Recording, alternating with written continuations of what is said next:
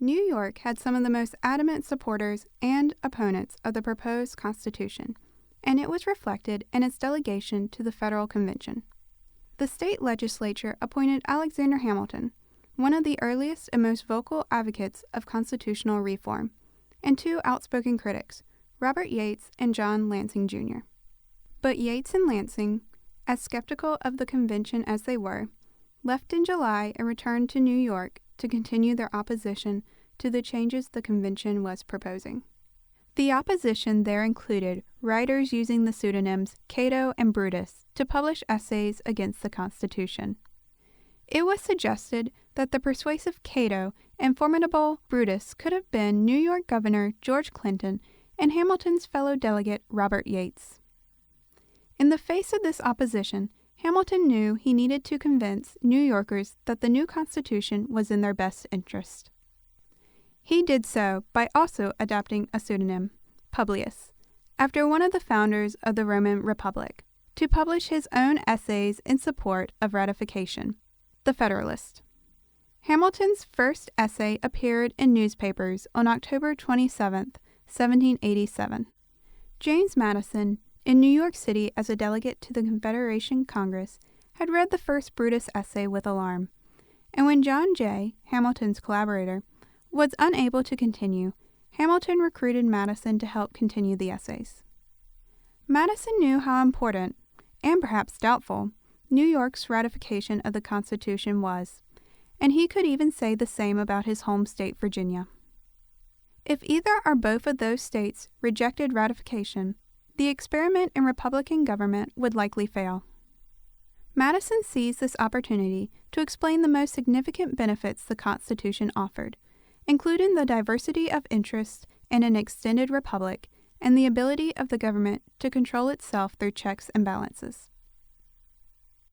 Among the numerous advantages promised by a well-constructed union, none deserves to be more accurately developed than its tendency to break and control the violence of faction.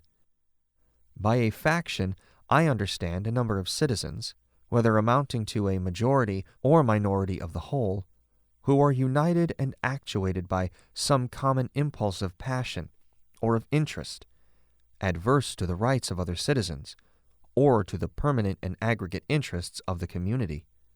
The causes of faction cannot be removed, and that relief is only to be sought in the means of controlling its effects. A republic, by which I mean a government in which the scheme of representation takes place, opens a different prospect, and promises the cure for which we are seeking. James Madison, Federalist No. 10, November 22, 1787. But what is the government itself but the greatest of all reflections on human nature? If men were angels, no government would be necessary. If angels were to govern men, neither external nor internal controls on government would be necessary. In framing a government which is to be administered by men over men, the great difficulty lies in this. You must first enable the government to control the governed, and in the next place oblige it to control itself. A dependence on the people is, no doubt, the primary control on the government, but experience has taught mankind the necessary of auxiliary precautions. Justice is the end of government.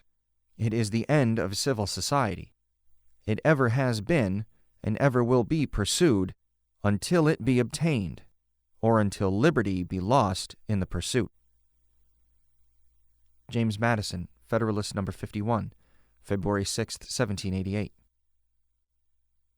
New Hampshire was the 9th state to ratify the Constitution on June 21, 1788, the required number for it to go into effect. Virginia ratified 4 days later. Each of these states' ratification passed by a slim margin of only 10 votes. The 84th essay of the Federalist appeared on July 16, 1788, and 10 days later, the New York ratifying convention approved the Constitution by the closest margin yet, 30 to 27. The deciding factor was the same for New York and Virginia as it had been for Massachusetts in February. Ratification with recommendation for amendments in the form of a Bill of Rights. In several numbers of the Federalist, Madison argued against the need for a Bill of Rights. Less than 3 weeks after New York ratified the Constitution, Hamilton published the final Federalist essay, reinforcing that point. While Madison may not have thought that a Bill of Rights was necessary, as he took his place in the government that he helped create, he was prepared to support the addition of it to the Constitution, even spearhead its passage, if it meant turning critics of the Republican experiment into supporters.